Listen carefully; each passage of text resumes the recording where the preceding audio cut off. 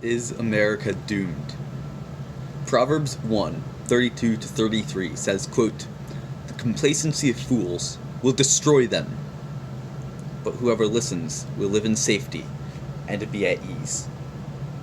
America is not doomed if we listen to wisdom. Wisdom from some of our greatest presidents: Calvin Coolidge, John F. Kennedy, Ronald Reagan. Each of these presidents, in their inaugural address, gave Americans a path to keep our country safe. To preserve America, let's listen to their wisdom. March 4, 1925, Calvin Coolidge's inaugural address. No one can contemplate current conditions without finding much that is satisfying, and still more that is encouraging. Our own country is leading the world in the general readjustment to the results of the Great Conflict. We cannot continue these brilliant successes in the future unless we continue to learn from the past. We must realize that human nature is about the most constant thing in the world, and that the essentials of human relationship do not change. This nation believes thoroughly in an honorable peace, under which the rights of its citizens are to be protected everywhere. One of the greatest dangers to peace lies in the economic pressure to which people find themselves subjected. One of the most practical things to be done in the world is to seek arrangements under which such pressure may be removed, so that opportunity may be renewed and hope revived. There must be some assurance that effort and endeavor will be followed by success and prosperity. The men and women of this country who toil are the ones who bear the cost of government. Every dollar that we carelessly waste means that their life will be so much more than meager. Every dollar that we prudently save means that their life will be so much the more abundant. The property of the country belongs to the people of the country. Here stands our country. Here stands its government. Here it will continue to stand, seeking peace and prosperity, promoting enterprise, encouraging education, desiring the advancement of religion, supporting the cause of justice. America seeks no earthly empire built on blood and force. She cherishes no purpose, save to merit the favor of Almighty God.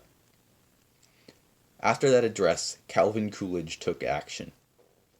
Economist Thomas Sowell praises the policies Coolidge laid out, writing, quote, "The 1920s were a decade of unprecedented prosperity," unquote. Coolidge took the nation from the destruction of World War I to the prosperity of the 1920s. Just as Calvin Coolidge led our nation out of a conflict, John F. Kennedy gave our nation courage as we faced another, the Cold War. January 20, 1961. John F. Kennedy's inaugural address. "I've sworn before you and Almighty God the same solemn oath our forebears prescribed nearly a century and 3/4 ago. The same revolutionary beliefs for which our forebears fought are still at issue around the globe. The belief that the rights of man come not from the generosity of the state, but from the hand of God. To those new states whom we welcome to the ranks of the free, we shall not always expect to find them supporting our view, but we shall always hope to find them strongly supporting their own freedom. To those people in the huts and villages of half the globe, struggling to break the bonds of mass misery, we pledge our best efforts to help them help themselves. Let all our neighbors know that we shall join with them to oppose aggression or subversion anywhere in the Americas. And let every other power know that this hemisphere intends to remain the master of its own house. We dare not tempt them with weakness, for only when our arms are sufficient beyond doubt can we be certain beyond doubt that they will never be employed. So let us begin anew, remembering on both sides that civility is not a sign of weakness, and security and sincerity is always subject to proof. Let us never negotiate out of fear, but let us never fear to negotiate. To those neighbors, and so, my fellow Americans, ask not what your country can do for you. Ask what you can do for your country.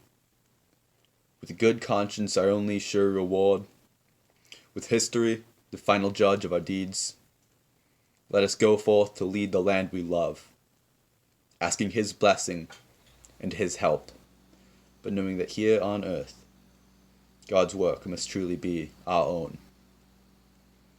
John F. Kennedy followed through. He stared down the USSR. He protected Americans and their rights. He told Americans that it is our duty to save our country, not the government's. Ronald Reagan did the same. January 20, 1981. Ronald Reagan's inaugural address.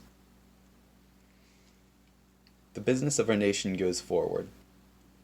These United States are confronted with an economic affliction of great proportions. It distorts our economic decisions, penalizes thrift, and crushes the struggling young and fixed-income elderly alike. It threatens to shatter the lives of millions of our people. In this present crisis, government is not the solution to our problem. Government is the problem. From time to time, we've been tempted to believe that society has become too complex to be managed by self-rule. That government by an elite group is superior to government for, by, and of the people. Well, if no one among us is capable of governing himself, then who among us has the capacity to govern someone else? We are a nation that has a government, not the other way around. Government can and must provide opportunity, not smother it. Foster productivity, not stifle it. Can we solve the problems confronting us? Well, the answer is an unequivocal and emphatic yes. To paraphrase Winston Churchill, I did not take the oath I've just taken with the intention of presiding over the dissolution of the world's strongest economy. As we renew ourselves here in our own land, we will be seen as having greater strength throughout the world. We will again be the exemplar of freedom, and a beacon of hope for those who do not now have freedom. To those neighbors and allies who share our freedom, we will strengthen our historic ties and assure them of our firm support and commitment. As for the enemies of freedom, those who are our potential adversaries, they will be reminded that peace is the highest aspiration of the American people. We will negotiate for it, sacrifice for it.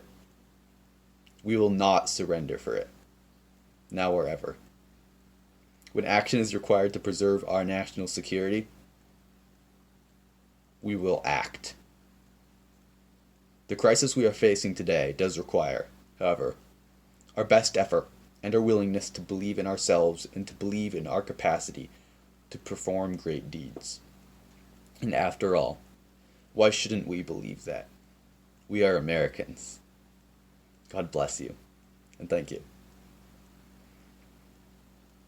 Each of these presidents led the country to peace and prosperity. They were able to do so because of their wisdom. They understood basic truths, that our rights come from God, not government. That government is meant to govern, not to manage. Ecclesiastes 7:12 says, quote, "The advantage of wisdom is this: it preserves those who have it." To preserve our country, let's remember the wisdom of these presidents. To answer the question posed at the beginning of this speech, America is not doomed if we submit to wisdom. If all else fails, we can still count on Ronald Reagan's plan for emergencies. Quote, "I have left orders to be awakened at any time in case of national emergency, even if I'm in a cabinet meeting." Thank you.